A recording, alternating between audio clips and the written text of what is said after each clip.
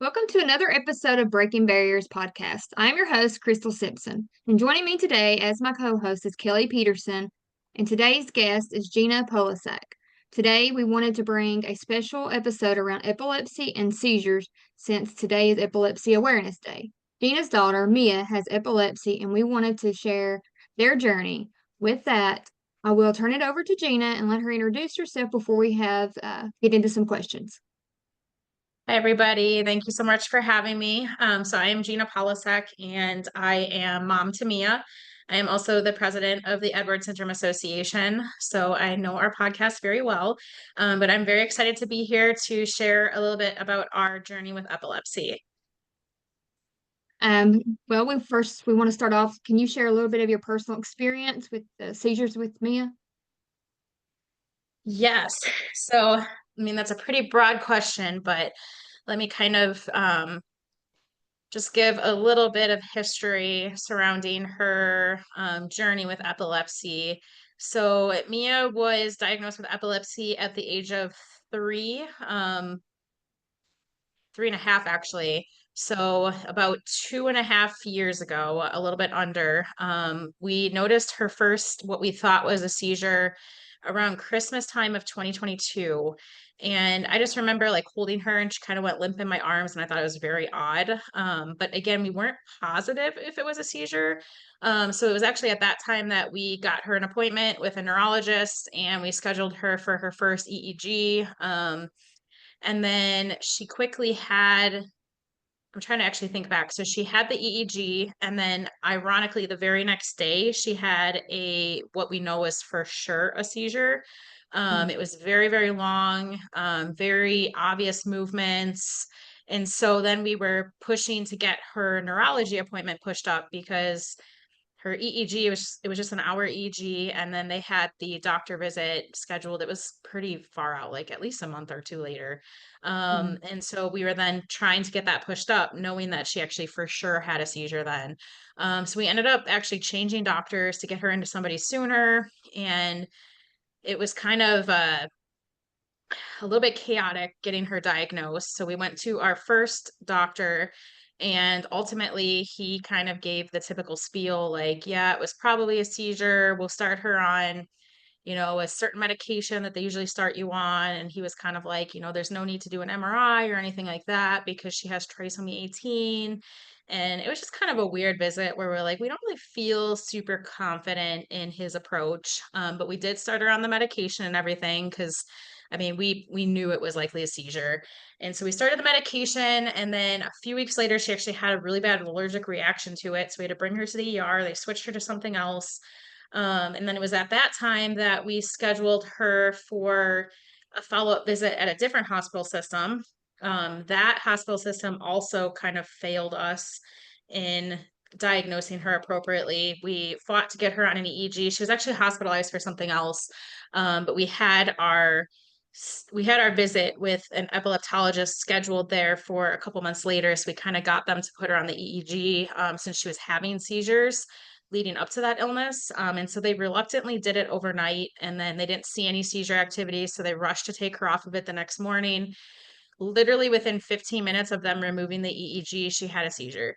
And it was even in front of a doctor. And he was basically like, that doesn't, I'm not sure if that's a seizure or not. It could be epilepsy or it could be a reflux and not necessarily a seizure. And so again, we're like, how do you not think that's a seizure? Like we knew it was a seizure. So Wow. we actually then canceled the appointment that we had there and we're like, we're not going there. And then we found another doctor who we actually really liked. He, wanted to do more testing. He scheduled her for a longer EEG. Things seemed pretty good there, but the hospital system as a whole for the epilepsy unit was just very um, seems like they were just kind of overwhelmed with their staffing and stuff like that. And so we eventually got her into the hospital that she's in today. And it was that hospital system that finally got her appropriately diagnosed. And we've kind of been on the right path ever since. So I'll kind of stop talking there so you can chime in and add to what I said. But that's kind of our lengthy journey to diagnosis anyway. Yeah, it sounds like it is a long process to get any kind of diagnosis. How long Yeah, it took overall do you think that took to get to that point? how long? Yeah. It took at least, let me think here. Um, so she had her first seizure the end of December, and we officially got a diagnosis in October that next year. So at least 10 months. Now, once we switched to the hospital that we're at now, I want to say we got in there for our first visit in August. They were pretty sure that they were seizures. And so they kind of changed their approach on treatment and stuff. They also scheduled her for an MRI. Like they did like the whole workup. But they obviously said the only way to know for certain that it was seizures was to catch it on an EEG. So basically, their approach was to put her on an EEG until they caught one. So they actually weaned her off of her medications and everything to do that EEG in hopes of that, speeding up the process of catching one, especially since Mia doesn't have seizures often, thankfully. But when she has them, they're very long and they cluster. And she was having maybe a couple a month. So realistically, like had they kept her on her medication, like we could have been in the hospital for a couple of weeks just waiting for a seizure to happen. But because they removed her medication, she had a seizure on day 4. And sure enough, it was exactly what we thought it was. It was seizures, and they then kind of changed their treatment process and everything like that based off of what they saw. How did you feel emotionally when you learned that she was having seizures? I mean, honestly, so once she was finally diagnosed, it was almost like we were relieved, simply just because we felt like we could finally stop fighting to prove that Mhm. our child was having seizures. Because it was to the point where, we're getting told like that's reflux, that's Sandifer syndrome, which if you look up Sandifer syndrome, it's essentially like a more severe form of reflux in a way. I'm probably not explaining that properly, but it's basically like some syndrome that involves like reflux and whatnot. And we just knew because Mia has had like reflux and issues like that, but this was entirely different. Like it's very obvious when she's having seizures that she is like not there. She's not reactive. She has no control. And so, I mean, we were honestly relieved to finally get the diagnosis, not because obviously we want our child to have seizures, but because Right. we knew she was having seizures and we wanted the appropriate help for her.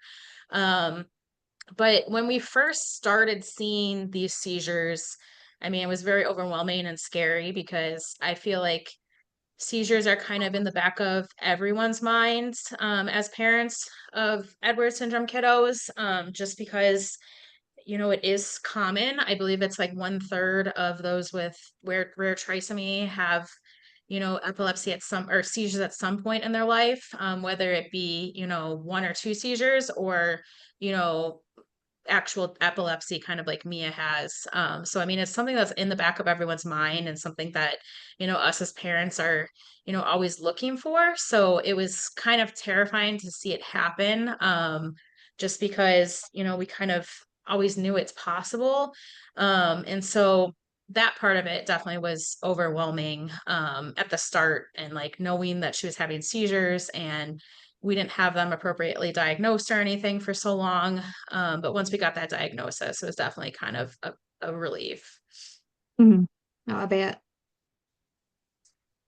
How are seizures typically diagnosed? What tests, procedures, etc. is involved? Yeah, so typically EEG is kind of like the gold standard. Those essentially, you hook them up to the head and they monitor typically with a video as well. So then they can kind of see the movements and then they can also see the brain waves. And essentially it just monitors you and these epilepsy doctors are able to read the craziness because I have sat there and stared in her room at like what I'm looking at, and there's like notes on the side too that'll say like, "Oh, seizure," and it has like weird names and codes, and so you're like, "Oh my gosh, did my child just have like 20 seizures?" And like half the Right. time it's not even correct, and they're like, "No, that was no seizures." But the EEG can also just look at like background, and they can kind of tell you how like if they're slowing and stuff like that, if your child is higher risk for seizures. So I mean, Mia has certainly had plenty of EEGs where they didn't even see any seizure activity, but they saw like slowing and stuff that put her at higher risk for seizures. So they were kind of able to tell, like, okay, if the family is seeing these movements, like they're probably seizures, but in order to properly diagnose the type of seizure, they need to ultimately catch it on an EEG. They can also get ideas through like MRIs and other imaging and stuff, but EEGs are usually like kind of the gold standard. Um, are seizures always linked to epilepsy, or are there other reasons or causes behind behind having seizures? Yeah, so I mean, you can have seizures and it, isn't necessarily epilepsy. Like for example, if you have a high fever, you could have a seizure and, you may never have another seizure again. Um, People that drink in college sometimes will have a seizure. Usually it's if you have more than one seizure, that's usually when they're considering like the epilepsy diagnosis. Um, so for trisomy kids, I would say that, there's certainly kids that I have seen that have only had one or two seizures. And, they might not be classified as having epilepsy. It's usually once it's very clear that they're going to have more. And then they also go Mhm. by the kind of the EEG and what that looks like too. So if a child comes in and it's reported that they had a seizure or two and the EEG is pretty abnormal, they likely will diagnose them with epilepsy. Because Mia was actually diagnosed with epilepsy per her charts and everything before we were officially diagnosed in October of that year, if that makes sense. So it's Mhm. not that they weren't diagnosing her with epilepsy or denying that she had epilepsy. It was just There were they couldn't indications definitively there. say it. So her chart did say she had epilepsy, but it was kind of like a blanket statement at that. So Right. hopefully that answers the question. Mhm. Makes sense.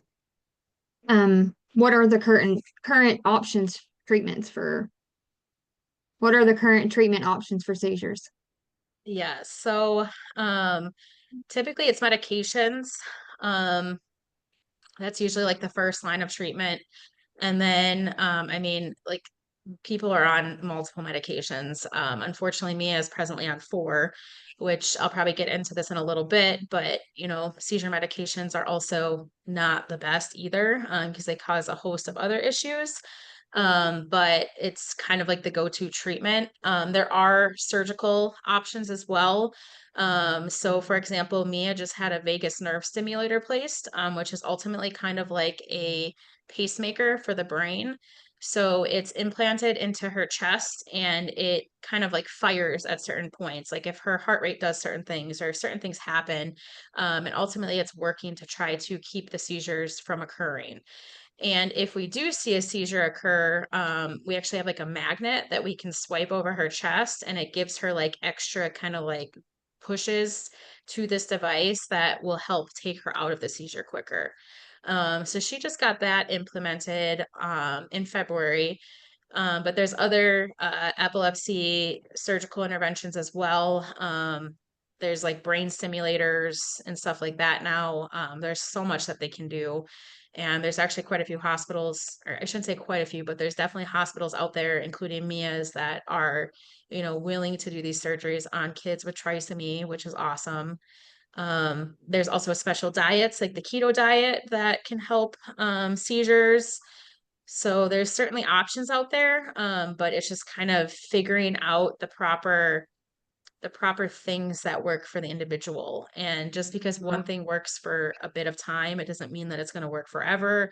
You're always having to change medication doses or make changes to diets. And, it's epilepsy is kind of always evolving. And so it's like, you're never, it could be great right now, but you always have to be on Mhm. high alert because I like to call it the wild, wild west, and you just don't know what the next day could. Yeah. How did you just decide what treatment was best for Mia? Like, I'm sure that was a long process. Yeah, I mean, honestly, like since we've been at our current hospital, I think we've just really tried to trust the team and everything, kind of with like their recommendations, just because it seems like they've, had her best interest in mind and everything.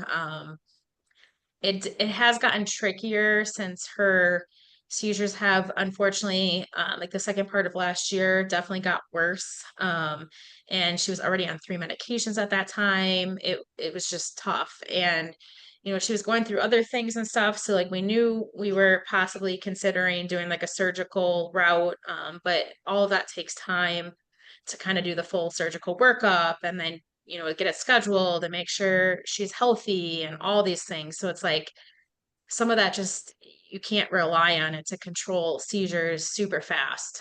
So we Right. kind of backed into a corner of having to add a fourth medication in January when she actually had a status seizure event, which is called status epilepticus.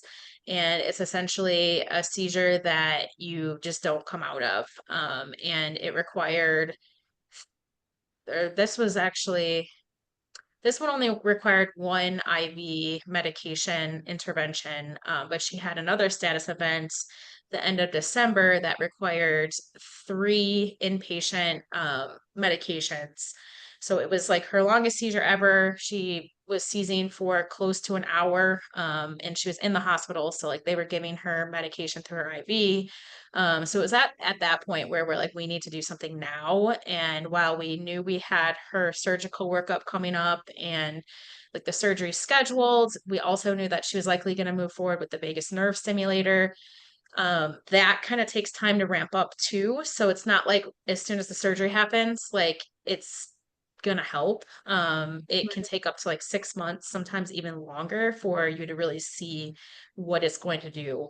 So at that point, we decided to add a fourth medication, and that unfortunately has kind of backfired on us a bit, which we can get into shortly. But yeah, so deciding on the best treatment is tough. It's almost like trial and error in a sense. We also have done the keto diet for her, and that ironically made her stop urinating on her own, which was a whole nother issue in itself because epilepsy and urology were both like, we've never seen this happen with the diet. And we're like, well, it's just odd. She just started the diet 2 weeks ago and she just stopped urinating. Um, and the diet did kind of help her seizures some. So we were like hesitant to just stop it. But after about 3 months, we were like, you know what? Can we just try her off of the diet and see if she starts urinating again? Within 3 days of stopping the diet, she was fully urinating on her own. So Oh, it's just like some of these treatments then can cause other issues. So you have to kind of factor that in. So it's literally just trial and error and figuring out kind of like the best options for each individual, if that makes sense. mhm. And you got to weigh the seizure control, but you also got to weigh the side effects and all of that as well.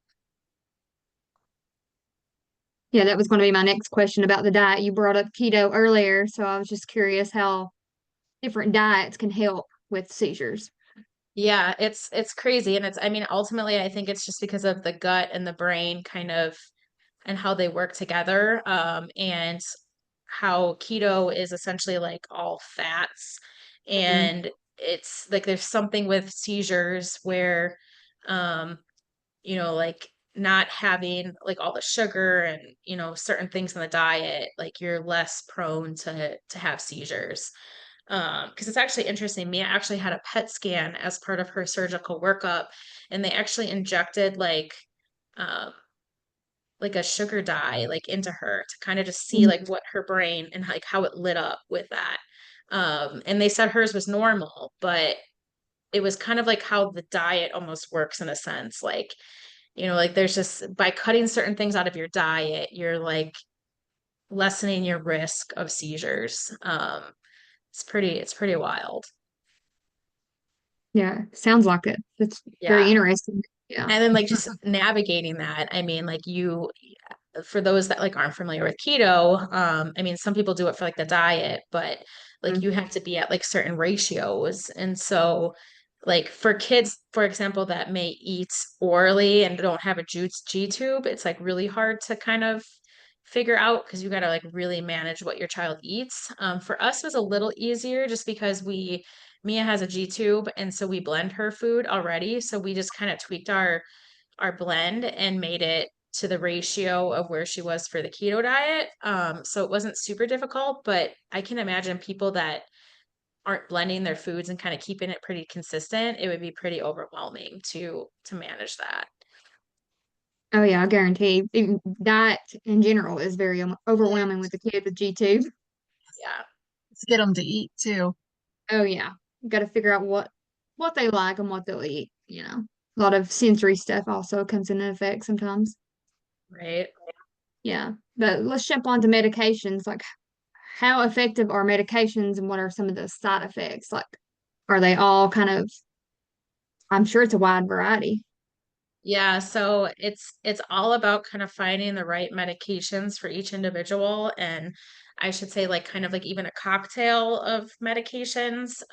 So for instance, Mia has been on only 5 medications. We took her off of one because she was allergic to it. And then we started her on what probably a lot of people know as Keppra. It's, Hmm. pretty much everybody that has epilepsy has been on Keppra at some point, if not like they're on it the whole time. So she's been on Keppra ever since they switched her off of the med that she was allergic to. And she was only on that medication for a bit of time. But then kind of as we saw like more breakthrough seizures and stuff like that, they then added a second medication called Vimpat, which also like we didn't really see any side effects. Like it was, fine. But again, she was still having kind of like the same amount of seizures and stuff. Um, but they were, like they were pretty controlled, I should say. It's hard to say because Mia's seizures are they're very different. Hmm. Like I said earlier, she doesn't have them often, but when she has them, they're longer. So when she was on those two medications, her seizures were, maybe 1 to 3 times a month. And, typically they would be able to be rescued at home if they even needed to be rescued at all. So when I say rescued, it means that you give like an emergency um medication. So, for instance, if Mia has a seizure that lasts longer than 5 minutes, or if she has more than 3 seizures in an hour, we essentially have a medication that we put into her nostrils. There's also rectal versions of it. We did do the rectal version for a while, but then it seemed like it wasn't working. So, if, for example, Mia was having a seizure over 5 minutes, we would give her the nasal rescue. And when she was on those two medications, it seemed like, she would either not need the rescue med and she would come out of it, or she would come out of it soon after the rescue med. Um, I mean, we maybe had to call 911 like one time. But then we kind of saw her seizures morphing a little bit and getting longer and getting worse. So then we added a third medication. Um, and almost it was kind of like after adding that medication, like her seizures almost kind of actually got a little bit worse, but it was kind of odd because we saw like more mental clarity, if that makes sense, with Mia. Hmm. And so it was like they didn't want to stop it because also the other game that you have to play is giving the medications a long enough time to work and stuff like that. So this was back this fall. And then we did another long EEG. It was actually 9 days long where they wanted to catch like more than one seizure and kind of like really see what was happening because we were reporting that her seizures were lasting, a lot longer than we were seeing. So Hmm. it was almost like they were clustering, which we did find that that was true. So essentially, Mia would have a seizure that would last, 5 to 10 minutes. We would give her her home rescue med. It may take her out of it for a minute or two, and then she would go back into it again. And then she would have just like cluster seizures lasting anywhere from like 10 seconds to up to like 3 minutes. And that would go on for, I mean, it happened sometimes up to like 45 minutes and we would have to call 911.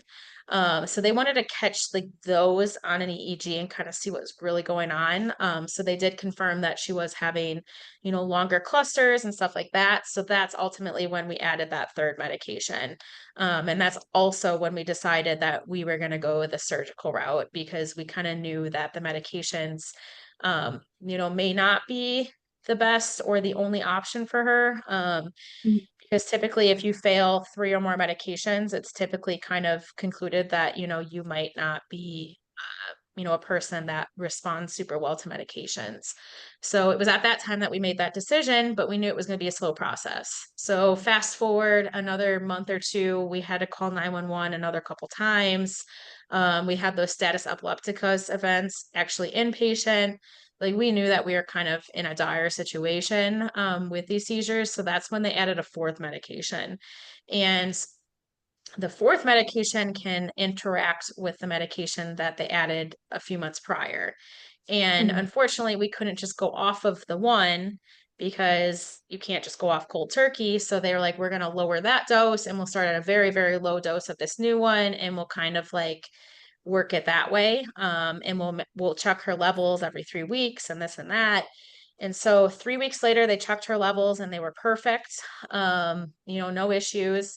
And then Mia got her VNS placed, and it was another 3 weeks. So they checked the levels again when she was in the OR for her surgery, and those levels actually came back 4 days later when Mia was ironically in the hospital for a GI bleed, and the level like tripled. And so it was very weird how fast it went up. But again, kind of like the level that it went to, it was, you know, the level is different for each person. So Mhm. for some, that could be considered toxic. For others, it's very normal. It's almost like you have to trend like each person to kind of know what's normal and what's not. And so they talked to us about it at the time and they said, it is high, but we don't want to go down on the medication just yet because, she's clinically having this bleed. Like we know she's at risk for seizures. And so they're like, we're just going to kind of hold it and we'll, recheck the level in a couple weeks and then we'll go from there. Um, well, fast forward a few more days, Mia's blood pressure started dropping, Mia's heart rate started dropping, and suddenly it was kind of like, okay, what is going on? They did all of the tests you can imagine, everything was normal. So they redrew that lab again, I think it was a week and a half later after we got the initial results, and 4 days later that results came back and it had went up even more. So it was like it's just climbing. And so it was at that time that they started to wean that one of those medications down that can interact with the newest one.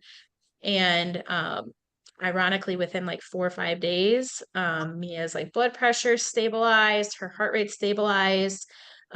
So essentially, she's been inpatient actually for 4.5 weeks now, trying to.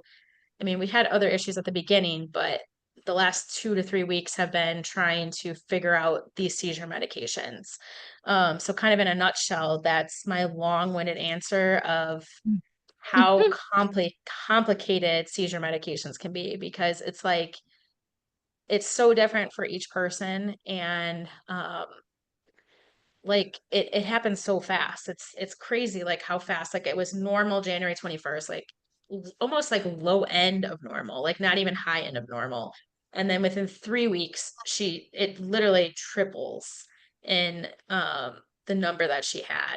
And again, it was kind of like, everyone kind of was looking at it and questioning it, but her seizures have been controlled ever since we added that new medication in early January, which honestly, she hasn't gone this long without a seizure since she's had her first seizure. So it's like nobody wanted to touch anything because it's like, she wasn't having kind of the symptoms that you would see with a number of that significance. But then all of a sudden, within like 5 days of getting that results, it was like she started having symptoms, and it's clear that that was why. Mhm. And so it's hard to piece that together, especially with complex kids when, like it could be literally anything. So thankfully they were quick and did all the tests to kind of rule everything out. And, that was kind of already on our radar, was that high value. So we had it rechecked, and then we were able to kind of get a pretty quick plan in place to start getting that level down a bit. And that seems like that's what she needed. So we're really hopeful that we can get kind of the medications to a good level, and we'll still be able to maintain the seizure control that we have. Because, like I said, we haven't seen seizure control this this long and forever. So medications are good and bad. Like they're good in the sense that Depends on they the can work. person. Mhm. Yes. Do they So it's like, consider Mia sensitive to medicines or certain medicines because of all the reactions and the effects and It's stuff.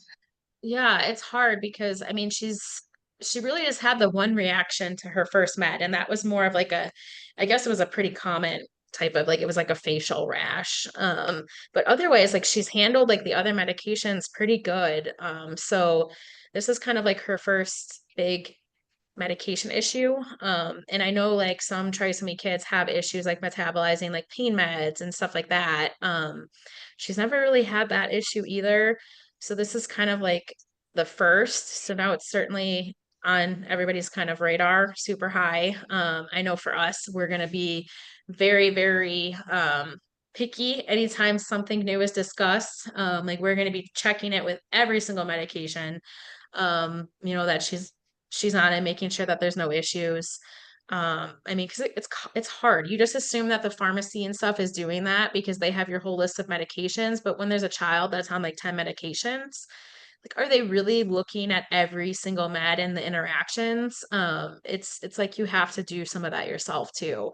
And it's I not, mean, they I look, shouldn't but not everybody has effects. So it's like, Yes, and that's the Mhm. other thing because they did tell us, like we knew that these drugs can interact. Like they were not, like they didn't yeah, hide that from us. There was nothing like that going on or anything. And so we knew, and that's ultimately like why they check the levels every 3 weeks. yeah, But typically when people have issues, I think the norm is for it to happen slower too. So it's kind of like, yeah, they would slowly see that level trend up, and it's like maybe your heart rates are a little lower or like you see like subtle signs and it's kind of like you can get ahead of it. But like, Mia, was it it was that? just like fast. And maybe it was because she had the surgery and it just Yeah, like I don't know, but I don't think anybody has really seen it happen kind of that quick where her levels just like shut skyrocket up. in 3 weeks and she goes from being totally fine to having blood pressures that are like 60 over 30, like just crazy.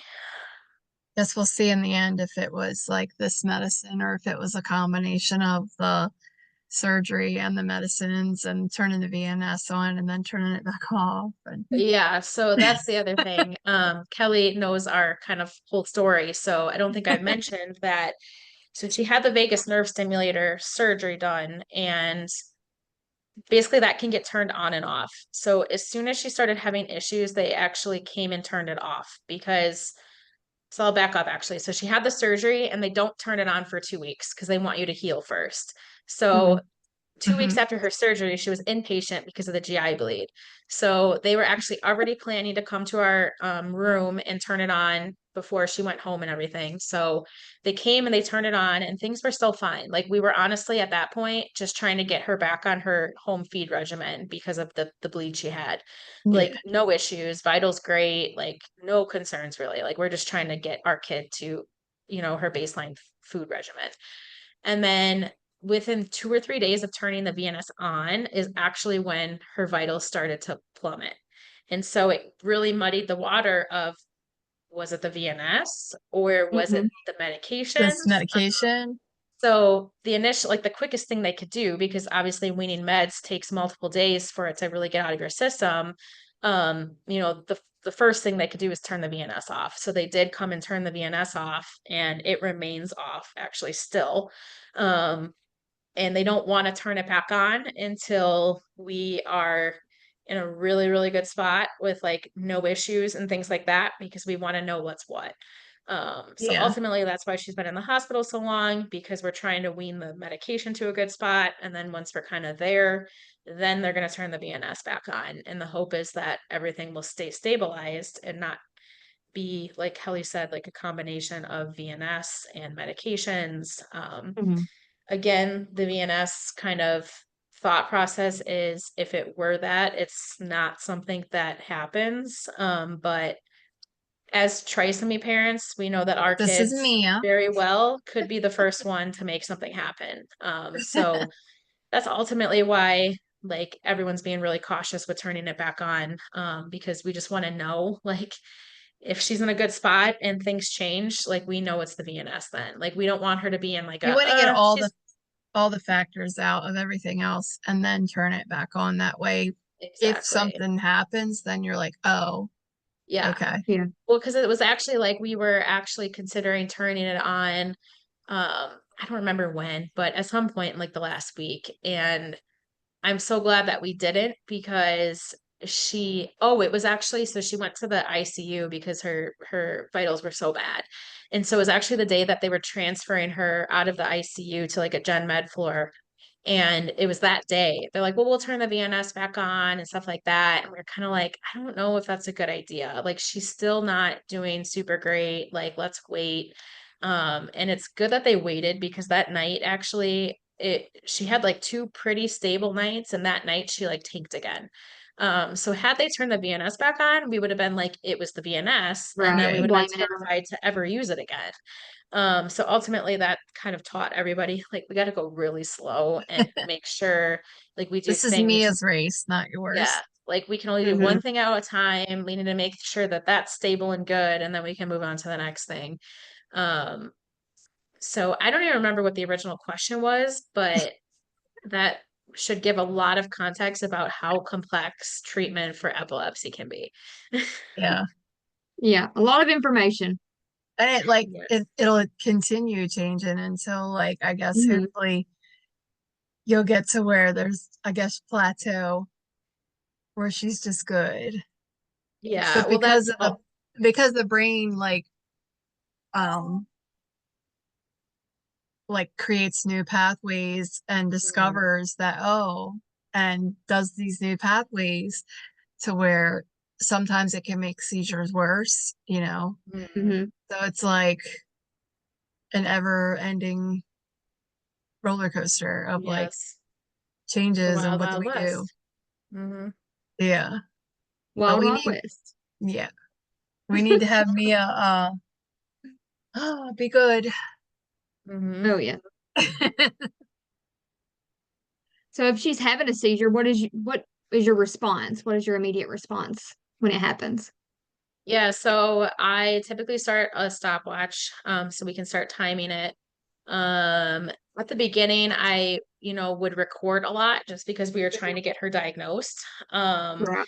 and I wanted to show the doctors like what she's doing, which that was ultimately even extra frustrating because, I had these videos of her like clearly seizing, and Hmm. doctors would be like, I don't know if that's a seizure. I don't think it is. That might be reflux or this or that. And I'm like, this is clearly a seizure. And they're like, well, you touch her there and she kind of reacts. And I'm like, she just moved her body. Like she didn't react like knowingly. I don't know. It's just Right. odd. But at the very beginning, like, I mean, honestly, for like 10 months, we were recording a good amount of these seizures for that very And they purpose. always said reflux. I mean, not always. And it's not that they were denying that they were seizures, but it was just like they really didn't have a plan until we got to the hospital that we're at now, where they're like, Right. that very well could be seizures. And they did say, they're like, we just can't know for certain unless we Yeah, catch it on without catching it. EEG. So we're going to hook this kid up until we catch one. In their And that's what they defense, did. Emma had reflux and a pain response. I mean, she doesn't really ever do it now, but it used to be like her GI pain response where her arms and her legs would straight Yeah. out and go stiff. Like I couldn't even get them to bend. And I had to wait until I would like vent her and wait until she comes out of it. But when it came to Emma, her, you could tell she was there. Yeah. Hmm. Whereas Yeah. like with Mia, it's Yeah, like, that's the difference. And it's yeah, like, so we would also, at the beginning, we don't really do this now because we know like what's happening, but we would take like our phone, yeah, camera light, flashlight, and we would see if Hmm. she would track it. And like, she would not track the light. We still actually do lights. So that's kind of before she was officially diagnosed. And that's also what I would recommend to parents, that if they are concerned their child is having seizures, and they want to show their doctor to try to get, a diagnosis and get their thoughts, is record it, start a stopwatch so you know how long, take a light of, your phone light or, any sort of light, and little see if they'll track flashlight, it with their whatever. eyes. Also just try to stimulate them and see if they'll react, because that's all Respond. information the doctors are going to ask you is, were they tracking? What were they doing? Were they reactive? Mhm. So like those are the best ways to get that information to your doctor. But then beyond that, like obviously like put them on their side. So if they were to throw up or something, they're not going to aspirate, Aspirate. and then just make sure they're safe. So like that's ultimately what we were doing at the beginning. But now that, we have her diagnosis, we know exactly what's happening. What it is. We start that stopwatch. We let it go. We put me on her side. We just make sure she's safe. We do still shine lights to see if, because that's ultimately a lot of times how we can tell if she's out of it. Like if she starts to track the light, we know, okay, she's out of it. Because, sometimes like they're still like they have that post-ictal period where they're just very, very out of it still, but they're not actively seizing. So sometimes it's hard to tell. So if she's tracking the light, we're like, okay, we know she's not seizing. She also, when she's actively seizing, she doesn't play with her toys. So we will always like put like one of her favorite like worms or something in her hands. And if she starts to play with it, we're like, okay, she's out of it. And so if that stopwatch goes to 5 minutes, that's when we're administering that rescue med. Um, so we give that through her nose, and then we ultimately wait 3 more minutes if she's still seizing at that 3 minute mark after giving that. So the seizure would have started at least 8 minutes ago. We're then calling 911.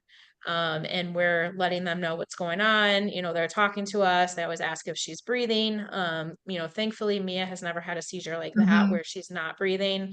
There has been a few times where she has needed oxygen, but never anything, more than that, thankfully. And then they send the ambulance, and then she gets in the ambulance and she gets taken to the hospital. Um, And those are but like for the us, longest 5 and 8 minutes of your life. Oh, I bet. yeah.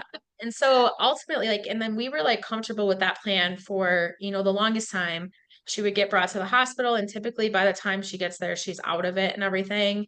But towards the end of last year, where her seizures have gotten worse and they started clustering, um, she isn't coming out of the seizures as fast. So we're giving her rescue med at 5 minutes and it's not working. And then she's going all the way to the hospital. And in that amount of time, she's not getting any more rescue meds. And so her epilepsy doctor actually questioned that after one of the last times that happened. And she's like, why didn't they administer more rescue meds on the way to the hospital and this and that? And it's hard because you get different like EMS people each time, and they might not Mm-hmm. even carry the right medications. They might not know your child and what they need. A lot of times they actually get brought to adult hospitals, and that's where Mia goes. And so it's just very complicated. So her epilepsy doctor actually put together like a whole plan from, home rescue to ambulance rescue to this is what the adult hospital needs to do if she's still actively seizing upon arrival. Like this is the medication she needs. This is who you need to call. Basically like whole plan so we don't have any more issues with like, why wasn't a medication given at this time and this and that. So that's very helpful.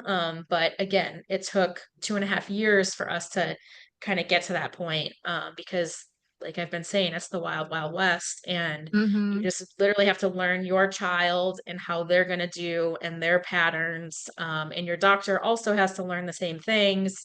And I mean, ultimately, like that's why you really just want to make sure you're with a good team and a good doctor that's like willing to, really listen and look at your child as an individual and not like, put them in a box of like, well, this is what typically happens. So, you know, Yeah, they like, need to get to know Mia.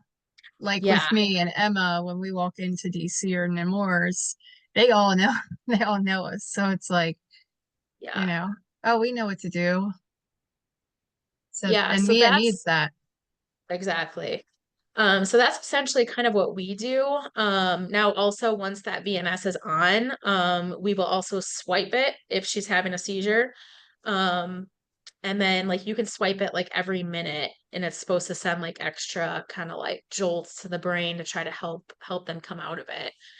So that will also be a part of her seizure rescue plan. So everyone that has epilepsy should have some sort of seizure rescue plan. Now, most of them aren't going to be as sophisticated as the one I just described, but most will have like okay, if your child's seizing at 5 minutes or has, X amount of seizures in an hour, you are to administer whatever dose of medication and then call 911 within a certain period. Usually they kind of end after calling 911 because the thought process is, you're then in the hands of other medical professionals and they Right. can take it from there.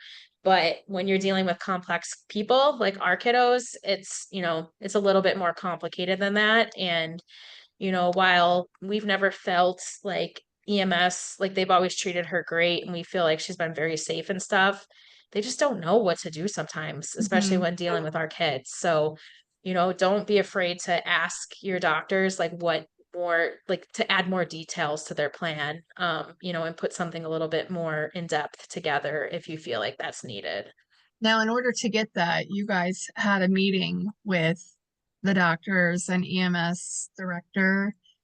Like, I don't know all the people that were there, but like that's how you got your plan, right? Yeah, so it essentially started, we had kind of a bad experience at this particular hospital, which was kind of unfortunate because Mia had been brought there a few times prior to that, and we didn't have that experience. But I think that this one was just a little bit more complicated, and it just did not go. It did not go well. And so we obviously kind of escalated that situation at the hospital. So they were kind of already aware of it and working on it. Simultaneously, I was also talking to Mia's epilepsy doctor, asking like what more she could kind of do to help make sure that these situations didn't happen in the future.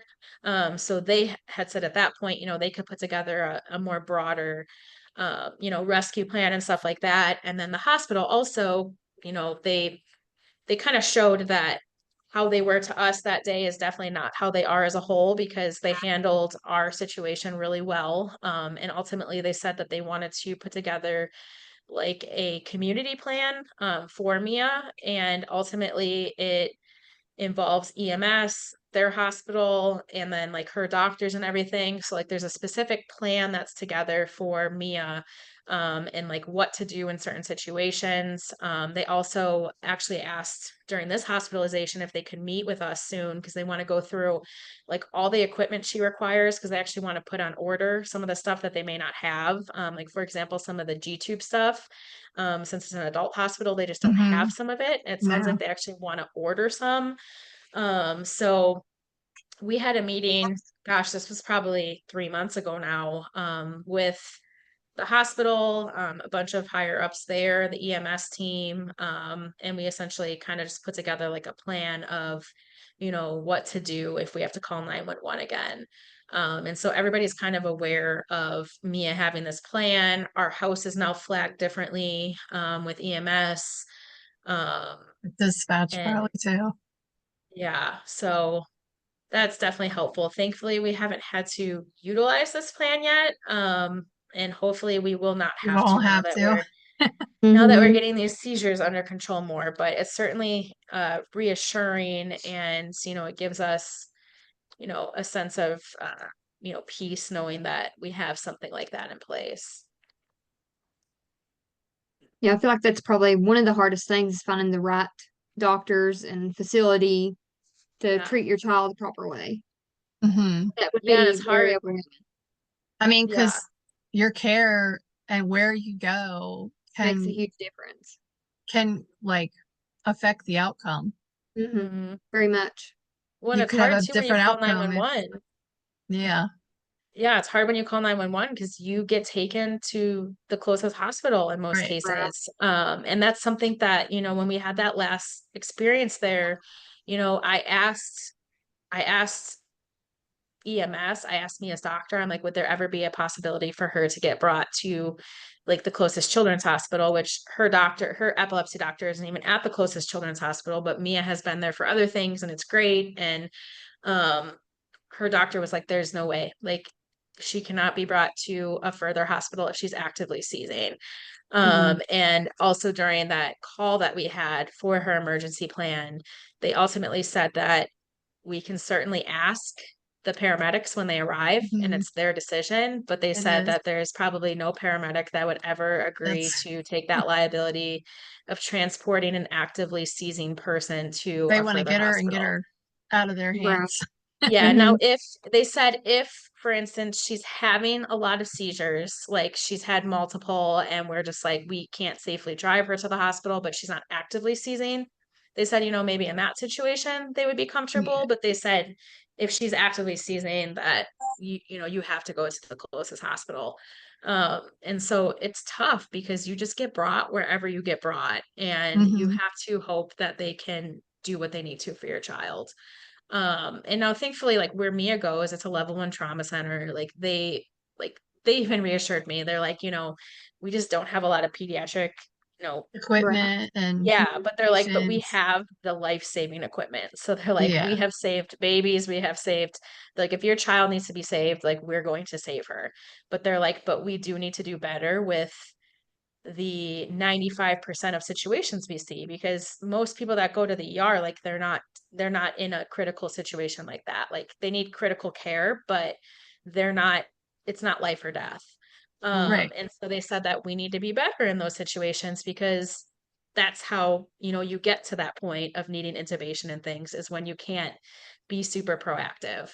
And so like their response to kind of our issues was very positive and good. And we have faith in them.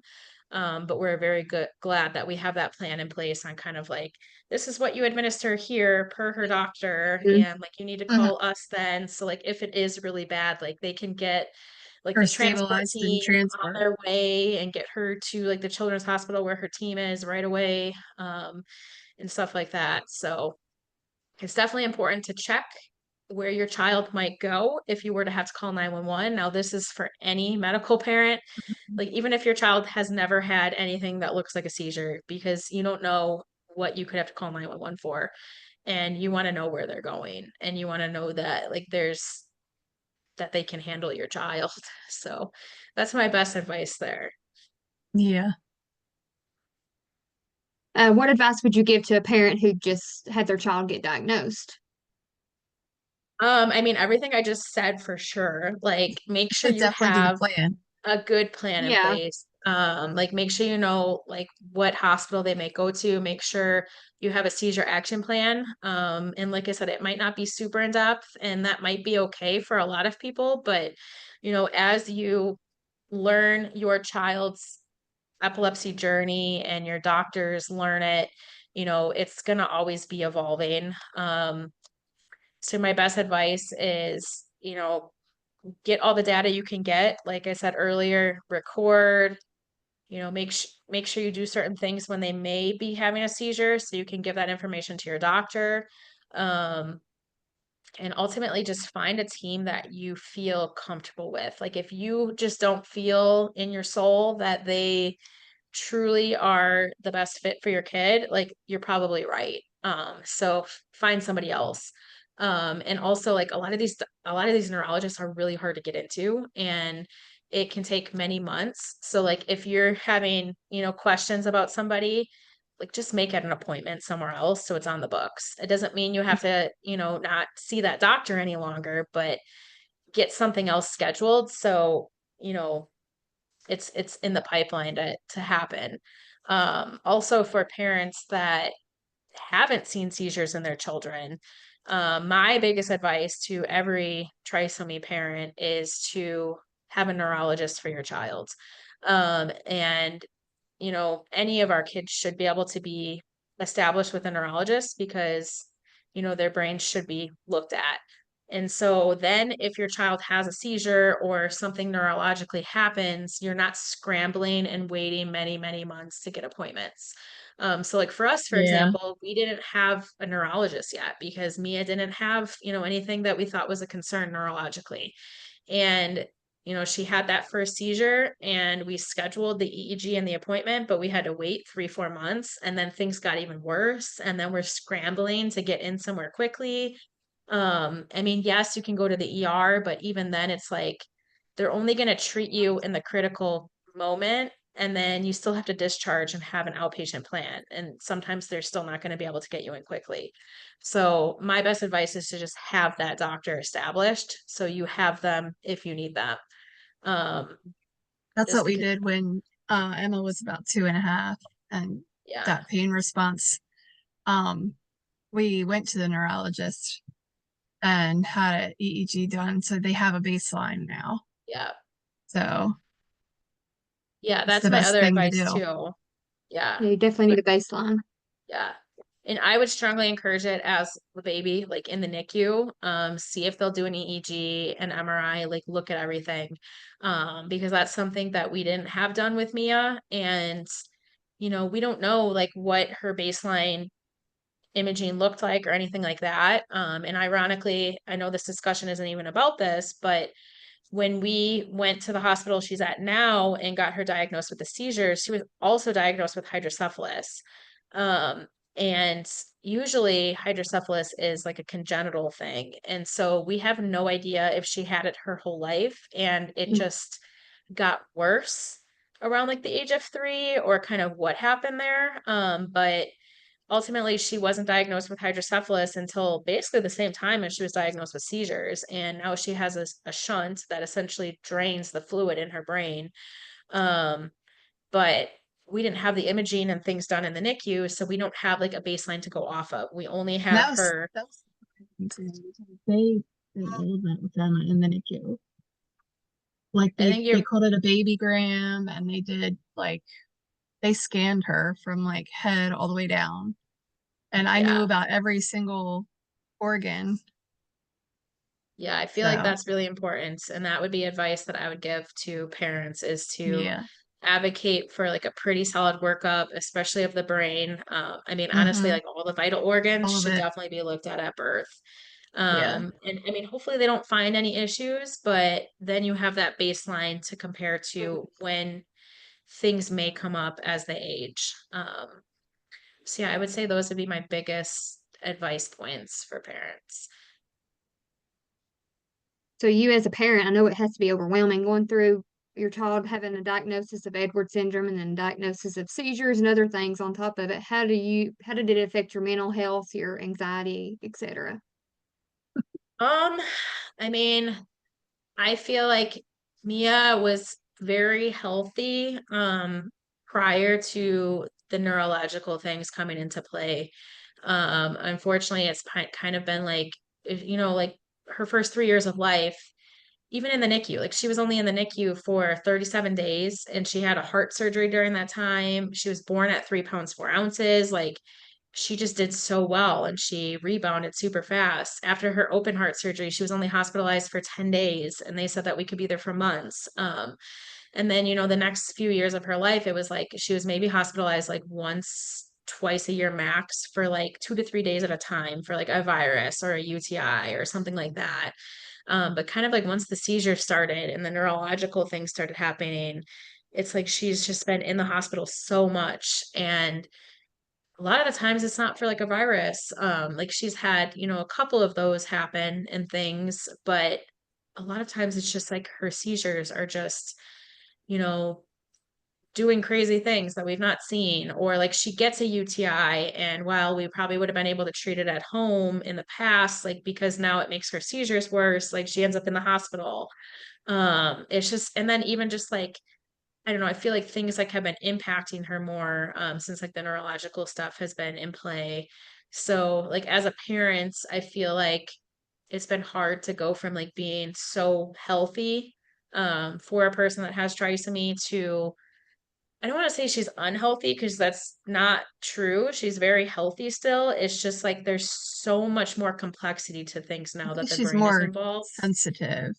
Yeah, Mm-hmm. it's like every little thing she's so sensitive to, and it's hard because it's like the brain is just like a machine, and when that's not how it should be, it just makes everything complicated. So I feel like it's definitely been, difficult dealing with that. But I would say the last like 6 months when her seizures were like just so out of control and it like we never knew like is today going to be a day where we have to call 911 and we end up having to rush her to the ER type of day. Mm-hmm. Um and also her seizures typically start with like a sneeze or a gag or a cough, and so it's like I always have anxiety anytime she Hmm. sneezes, gags, or coughs, and it's like those are normal bodily functions, so like it shouldn't give somebody anxiety, but like it's also good that she has those kind of triggers because we always know to be on high You're alert like, when she does them and Yeah. watch, but it's also just like not good for your mental health. so my question Um, on that, so that just popped into my head about the sneezing, the coughing and gagging. So when they did like the MRIs and the EEGs, and you know how they could tell where in the brain it was happening, mhm. is that where the seizures are happening as to like what in the brain gets stimulated when sneezing, coughing, and gagging happen? Is it like the same area and that Yeah, could be so it our biggest question was, is she seizing before she has that happen, or is the seizure starting after? after? So Mhm. they did find on the EEGs that she is like the seizure starts like just before that happens. So it's almost like her brain is like almost misfiring at that point and it Yeah. causes that reaction. And then it's kind of just like awful from there type of thing. Um, and so in terms of like answering your question about like if it changes the spot in the brain, it she typically starts in either the left or the right. And there are times where it will move, but usually not like that quickly, if that makes sense. But she was already seizing before that would occur on the EEGs that caught those seizures. Um, and so it's almost like it was just like her brain's like her body's reaction to kind of like what was What was starting. going on? Yeah. It makes you like think back to when she was a baby. Remember when you used to like feed her and you would be like Mhm. telling me like she just did this, you know, gag and Yeah. Keeps you on your toes. yeah. Mhm. Mm. So Yes. do you have like a good support system you feel like with your friends and family? Is there any suggestions you would make to other friends and family out there to parents that have kids with seizures? Yeah, I mean, I would just make sure that you have like plans. So for us, I mean, for the longest time, it would just be like, we would call 911 and, um, Mia would go to the hospital and we have another daughter as well. And it kind of just always worked out where either somebody else was home or like one time, Mia's actually first time we had to call 911. I just kind of threw her at a neighbor. But then like kind of Not as Mia, but her sister. yeah, her sister. I'm like, here, you guys take her. And then my mom would come over. But um, as her seizures have gotten worse over the last year and we've had to call 911 more, we've like really kind of gotten a bigger plan in place just because of our other daughter and things. And so like I actually have a text group on my phone of like anybody in the neighborhood that would be willing to like rush over and take Madison. So I can just like send a quick text like, hey, can anyone come grab her? So I mean, I feel like stuff like that is important. Mhm. Also just making sure you have somebody that can get over there quickly. This is if you have other kids or if you need somebody to come to your house for any reason. So like my mom can typically be to our house within like 20 minutes. Um, but ultimately it's, yeah, I mean, like you definitely need a support system. We've had to have my mom like bring us stuff when she's been rushed to the hospital before. For us, thankfully, Mia goes to a school that is very equipped for seizures. So they're very supportive. She's only had one seizure there and it wasn't super long, thankfully, but I trust them fully that if she did have one, um, like they'll fully follow her seizure rescue plan and call 911 if needed and stuff like that. So it's important to make sure, your support system at school is, up to your standards. Now, did Um, they call you right away when she had that seizure? yeah. Actually, the one time she did have a seizure, I was actually in the school for a meeting. So yeah, they called me and I'm like, well, I'm here. And they're like, well, she's okay, so you don't need to come. But yeah, they will call right away. Because ultimately her school has a ton of nurses. So when like seizures like that happen, they call like multiple nurses in to respond. So like one is tracking the time and getting the seizure rescue med ready, and then like one would call you. Again, I haven't had to experience it, but I know that there's a lot of kids there that have seizures. So I feel like she's in good hands. But yeah, I mean, it's definitely important to have people that also know your child and kind of like what their seizures look like, especially if you're leaving them with them. Like you want to make sure that they know what to look for, that they know the rescue plan, and that they know what to do if they were to have a seizure. So you want to make sure that you're leaving your kid with people that are equipped to handle them. I mean, it doesn't necessarily have to be a nurse, but like if you have a grandparent or somebody that is going to watch your child and they have seizures, like you need to make sure that they're very trained in how to handle it if an emergency were to occur.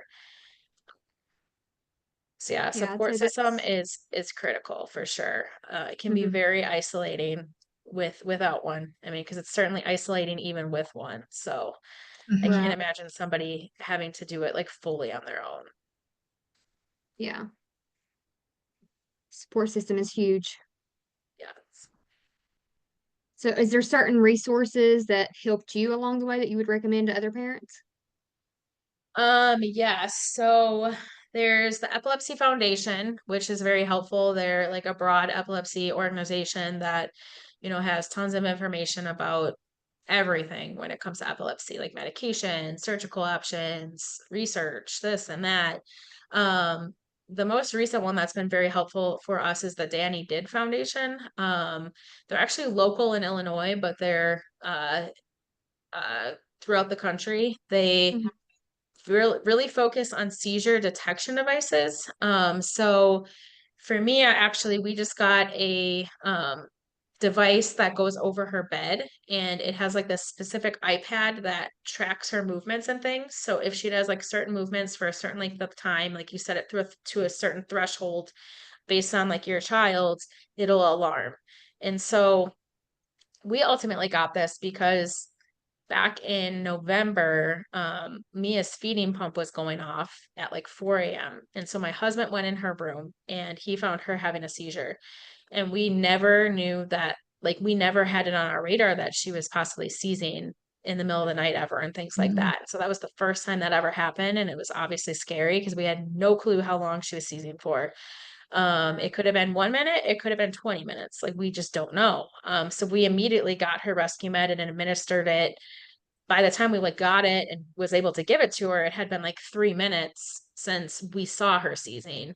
And thankfully she did come out of it after a few minutes of giving that. But that was scary. So that was kind of when we were researching these devices, and they were actually recommended by her epilepsy team too, to look into. And so we were kind of like not super quick to do it at first because we didn't think she was having seizures at night. It was never really something we were concerned of. So certainly after that, we're like, we need to get one. And so the Danny Did Foundation actually helps fund seizure detection devices, and so they covered this machine for us. That's, I think it was like 12 or $1,300 fully, and we hooked it up and it's been really, really nice. A good peace of mind. We haven't caught any seizures on it, thankfully, but it certainly would alarm if she were having one. And we know families that like they record every event. So even if your child is just moving certain ways and it's not a seizure, like it's recording it. So like the next morning, you can go and review all of those events. And Mhm. so we actually know a family that counted like their child having like numerous seizures throughout the night that they had no idea were even happening.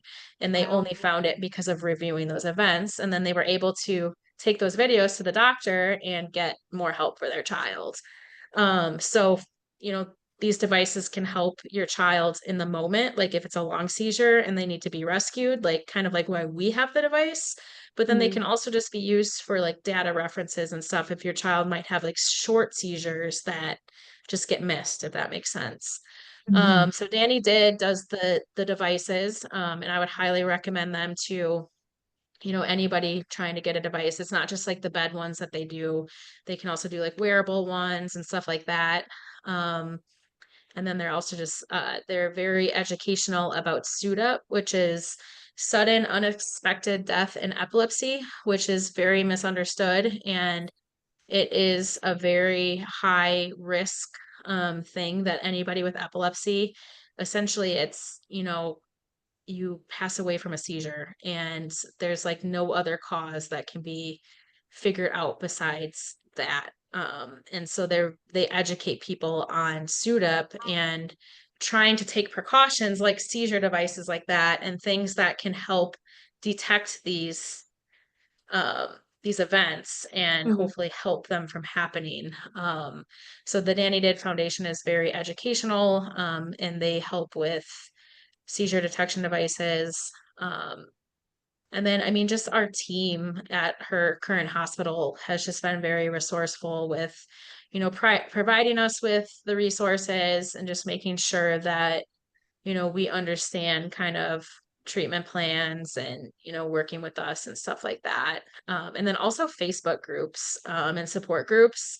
There's quite a few different like epilepsy ones. There's a surgical one that we're in on Facebook, and you can just go in there and ask questions. You can read what other people are asking and get others' opinions on things. I found that those have been helpful too, especially when like navigating like medications and, like interactions and stuff like that. Cause, you can always Google it and find research, which is really important too. But sometimes it's good to just talk to somebody else that maybe That's has, living it. yes, Mhm. exactly. Yeah, I feel like that helps a lot more going Yeah. through, instead of Googling it, to talk to somebody that's actually living through it, Right. has been through all similar things. I'm sure none of them's going to be the exact same. But Yes, exactly. yeah, everybody's different. There's What's the big, similarities, but everybody's yeah, different. yeah. What's the biggest lesson you've learned throughout this experience, would you say? Oh gosh. Um, I would That is a hard say question. I would say Let me pull my patience. If resume out. I would definitely say patience because I feel like with epilepsy and neuro issues, it's a lot of like waiting to see how they're going to respond. And having kind of trying to be two steps ahead while still having that patience, if that makes sense. Mhm. So like for us, we knew her seizures were getting bad. We knew we needed to make some changes. Um, but in the meantime, like the only thing we can control was like how do we handle an emergency event? Like what do we do when we have to call 911? So like we made sure we had that seizure action plan fully in place and had it be as detailed as possible because we knew that like the surgical interventions and like the medications weren't going to help her immediately and we didn't even know if they were going to help her. So having patience to kind of let things work through, but also kind of staying ahead if that's a such thing. Mhm. So for like us, this hospitalization that is now 4.5 weeks long, um it's just like we're weaning the medication, we're tracking this and that, but like still being like a little bit ahead to like, okay, if this goes well, like when are we going to turn the VNS on? When are we going to Mhm. recheck her labs? When, what's kind of the long-term plan and the short-term plan? And just kind of trusting the plot process and making sure that have kind of that emergency plan in place for those emergencies because when it comes to epilepsy, it's like you have to plan for that. Um, Mhm. and just Now, will that plan change now that she has a VNS if it goes well? yeah, so essentially, that's why we're having a care conference before we discharge because the VNS will like titrate up. So it almost works like a medication where like they're going to increase what it does like every 2 weeks or so. And so that will be happening. And then also we may or may not continue to wean this one medication outpatient. It kind of ultimately depends on her labs and like where she's clinically at to determine like if she's going to fully go off of it, if she's going to go halfway off of it, or kind of like what the plan is.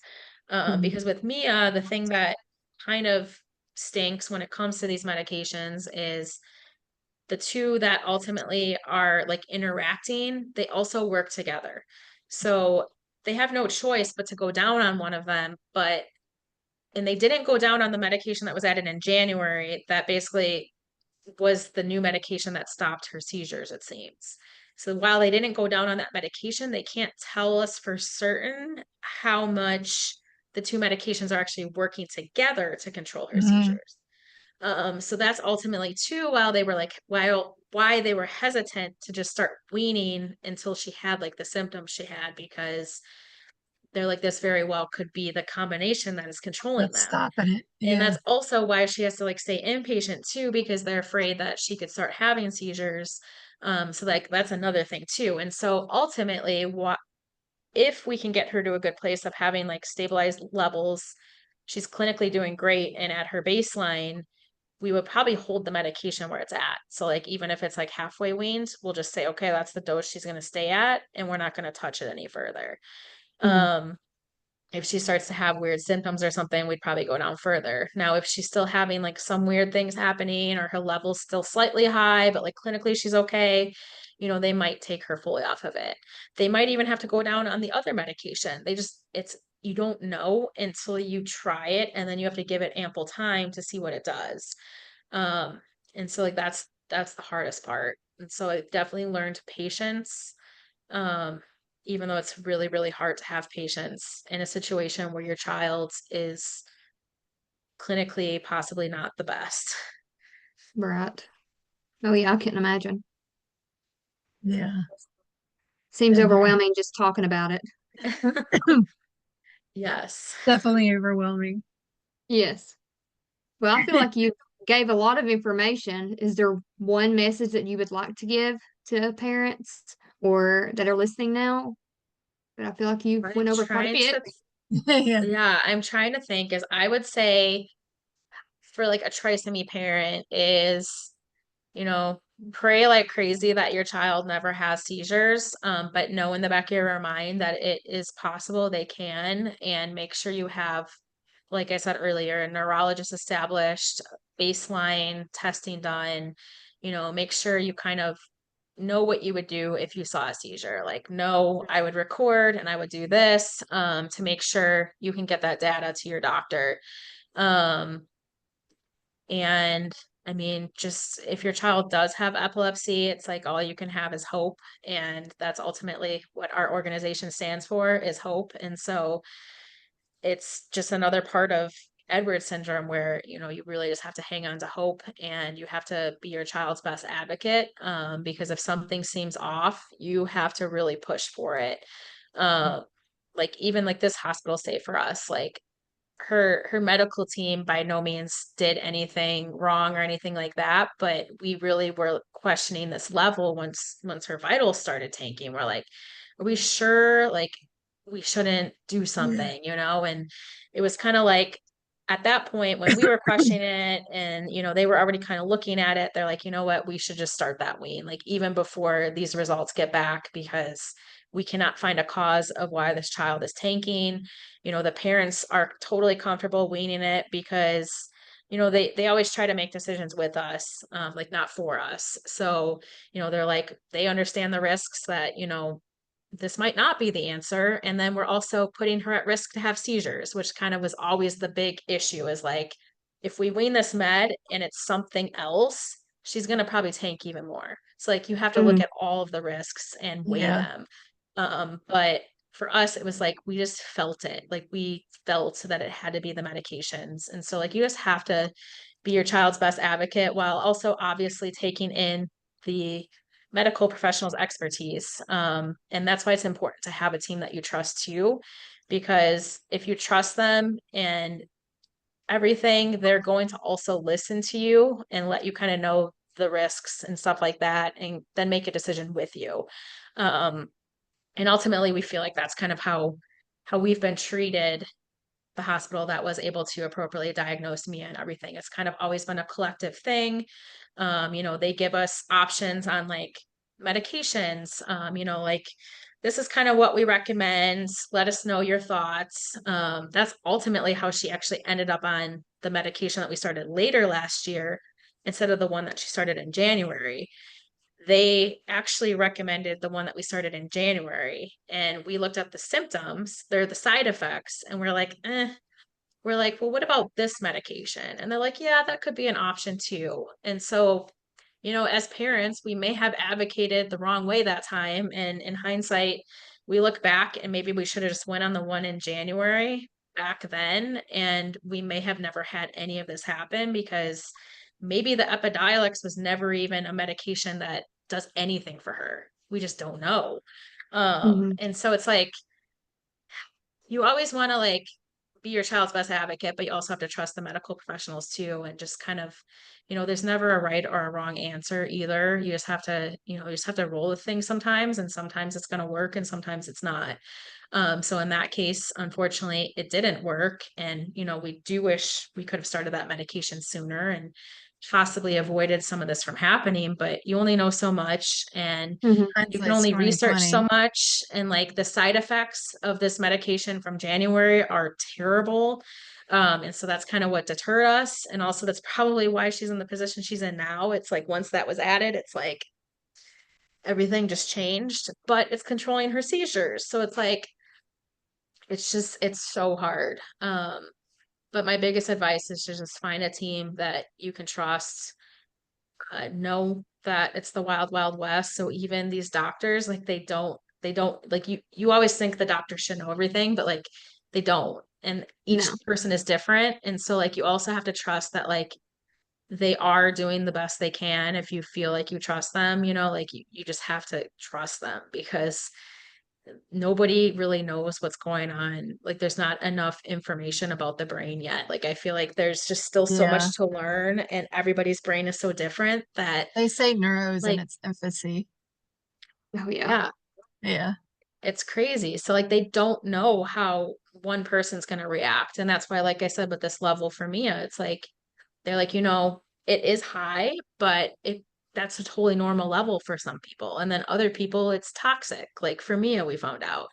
So it's Mm-hmm. like they have to like trend your child and what they react and how they do with certain things. And each person's so different. So ultimately it's, my best advice is to just make sure you establish the best team, make sure you're doing your research, and then, making sure that everyone's kind of just on the same page and, trusting your decisions, and they might not always be the right decisions. And when they Right. aren't, you just have to pivot and figure out what the next The best next thing step. is. And that's essentially kind of where we're at. I mean, we're really hopeful that Mia's seizures are going to stay controlled and that this is like the biggest hiccup we're going to experience. And yeah, you just have to just keep hoping for the best and, you know, keep trying different things, know that there's options, know that surgical options are out there. So if your hospital maybe isn't offering it, you can get second opinions because there are hospitals that will do those interventions. Um, and yeah, I mean, I think that's my best advice. Yeah, I feel like it's just parenting in general. You got to trust your gut sometimes, and then you live and Yeah, learn. You don't know. You Yeah. don't know until you exactly. try. Yeah, you can only make an informed decision. And Mm-hmm. I mean, we're grateful that like her team has been very transparent, about like the different options and stuff like that. And they let us kind of do our own research and, make Mm-hmm. suggestions and, They're you open know, to that. yeah, They're and open to listen. sometimes you collectively make the right decision and sometimes you collectively don't. And Right. that's ultimately like where we've been the last 4 weeks. It's like, we're going to do this and we're going to wait and it might be the right choice. It might not. Mm-hmm. But yeah, Well, I feel like you have went over quite a bit yourself. We've just yeah. been here And I listening feel and like I taking it all probably, in. I know we're like, right. I feel like I probably haven't even scratched the surface on like everything in this neurology journey we've been on. It's been I feel like that would be yeah, there's so impossible. many different, there's specialties within neuro too. Right. So it's like, yeah. yeah, you're And not also ever there's going to be able. epileptologists, which are more trained than neurologists. Mm-hmm. So if your child is having seizures, I would highly recommend getting them established with an epileptologist because they just have that very Yeah. specific focus on seizures and like it's just different than some of the general Well, it's neurologists. essentially like a cardiac with a pacemaker. You have a cardiologist, but then you have a, what do they call it? Um, I don't know. I call her an EP because it's so long. But they she's a cardiologist, but she specializes in Specializes. cardiac rhythms. Mm-hmm. Yeah, Yeah. yeah, A lot to definitely it. similar to that. Yeah. I feel I feel like this is a good place we could stop. I feel like this is a very educational podcast for anybody that was going through anything with seizures. Yes, I definitely hope it's helpful to, you know, anybody that's listening, and know that every seizure type and seizure presentation is not the same too. So I mean, there's kids with trisomy that have multiple seizures a day, but they might be shorter, or Mhm. like, there's so many types, so much varying presentation. And it's just important to let your child kind of lead and find those around you that will support your specific child. Yeah. All right. Thanks everyone for listening, and Gina for giving us all the information that you could give us tonight. It was Definitely. a Thanks for having me. We'll listen to Foundation that she mentioned with this video. Mhm. The Danny did Danny Foundation. did. Danny Yes. did. And if Yeah, anyone well, that's listening to has like questions and they want to reach out to me directly, you can email the ESA admin email, or, find me on social media and send me a message, whatever kind of is easiest for you. I'm happy to talk to anyone, directly that, maybe something I mentioned is something you're experiencing or you just have questions. I'm happy to talk to people as well. yeah, if you just need to talk to anybody, reach out. Feel free to any of us. Yes. All right. Well, we'll see you all on the next podcast. Thank you for joining us. Thank you. Bye.